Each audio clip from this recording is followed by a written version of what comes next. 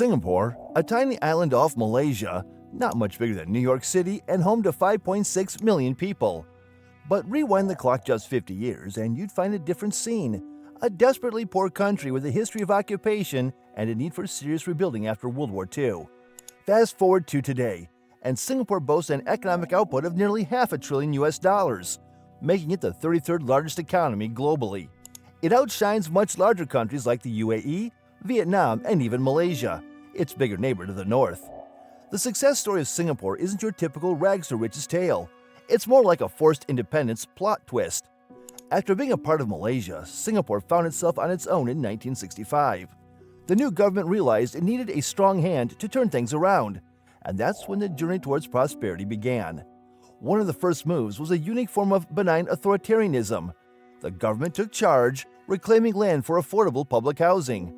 This might not sound exciting, but it laid the foundation for what was to come. Now, about those low income taxes. Singapore's got a reputation for it. Only those earning over $1 million Singaporean dollars a year face the highest rate of 24%. But a mandatory 20% of workers' salaries is taken by the government, not for spending, but for a communal investment fund. Employers throw in an additional 16%. That's a whopping 36% of income being saved, double the average savings rate in the USA. And Singaporeans, being diligent savers, stash away even more, keeping 54.6% of their earnings on average. But why did the government go down this road? Well, it needed to attract industries that made sense for the tiny island. At first, Singapore couldn't compete with its larger neighbors in terms of people, resources, or land. But it had a secret weapon, the Malacca Straits, the busiest shipping lane globally, right at its doorstep. This prime location turned Singapore into a major player in the shipping game. The government also strategically invested in education, creating a skilled workforce. Industries like finance, manufacturing, and technology started setting up shop, transforming Singapore into an economic powerhouse. Now remember those glass skyscrapers and glamorous industries? They're part of the Singapore narrative, but not the whole story. The real success lies in careful planning, a unique blend of free market mechanics and central planning, and a focus on building a strong foundation. So, can other countries replicate Singapore's success? It's a tough one. The factors that led to Singapore's rise are a rare combination, and trying to duplicate them elsewhere might be like chasing a unicorn. The history, the geography, the policies, they all played a role that's hard to recreate. Back in the colonial days, Singapore was a buzzing trading port. And guess what? It still is. But now the people of Singapore have figured out a way to make it work for them. Today, one of its biggest moneymakers is a bit surprising. It's like a gas station for the world's cargo ships. These ships are like big, hungry giants, and Singapore sits right at the doorstep, offering them fuel at prices even lower than what you'd find in the Gulf states. As Asia became a hub for low-cost manufacturing and global trade ramped up, Singapore took advantage. It set up major oil facilities, importing oil from the South Pacific and the Persian Gulf, and selling it to ships passing through the Malacca Straits, a natural bottleneck in the shipping world. But that's not all. Singapore wanted to be the go-to place for all things shipping. So it created the region's largest commodities exchange, a place where companies can lock in prices for resources traded all over Asia. To kickstart this industry, the government played a clever hand, enticing big multinational oil companies to invest in Singapore by promising a share of the profits. It was a win-win. The companies got a piece of the action, and Singapore got its foot in the door of the global oil game. Now you might wonder why these big companies chose Singapore. Sure, its location was key, but what sealed the deal was a unique blend of authority and capitalism that Singapore offered. The government provided a stable environment for business, a bit like having a security blanket. Plus, adopting an English common law legal system was like speaking the language of international business. It made companies feel comfortable and secure. So being at the right place at the right time, with the right deals and the right authority, that's how Singapore laid the foundation of its economic success. But it didn't stop there. Singapore wisely reinvested its early success back into its people and industries, ensuring a cycle of growth. Now, let's bust a myth. Singapore didn't become rich by having super low taxes.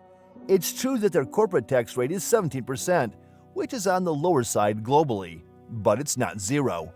Individuals still pay taxes, And there are other costs like high property taxes and the not-so-fun expenses of owning and driving a car. Singapore is tiny. I mean, really tiny. Being a small island means they don't have to stretch their resources too thin. It's like managing one mid-sized city instead of an entire country.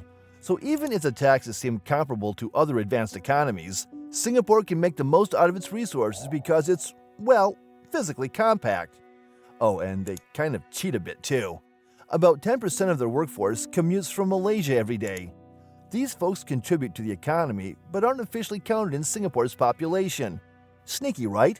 It's like having extra players on your team without them being on the scoreboard. So when you see those GDP per capita figures, remember, they might be a tad inflated because of this economic arithmetic loophole. Singapore is not alone in this. Luxembourg does a similar trick. Both are wealthy, but this commuting workforce gives them a bit of an advantage in the economic game. However, slashing taxes wasn't the secret sauce. It's more like a combination of factors that turn Singapore into an economic powerhouse. The government in power makes decisions without much opposition, but they don't use that power to fill their own pockets. Plus, there are no better options until world-leading industries are established. Sounds like a lot of ifs, right? Now, if a country goes through rapid development with these conditions, it could be the next Singapore of its region. But let's be real, not every place has these perfect conditions. And there are probably better examples to follow for countries looking to grow fast. So if we judge this country on a scale out of 10, the result would be quite interesting.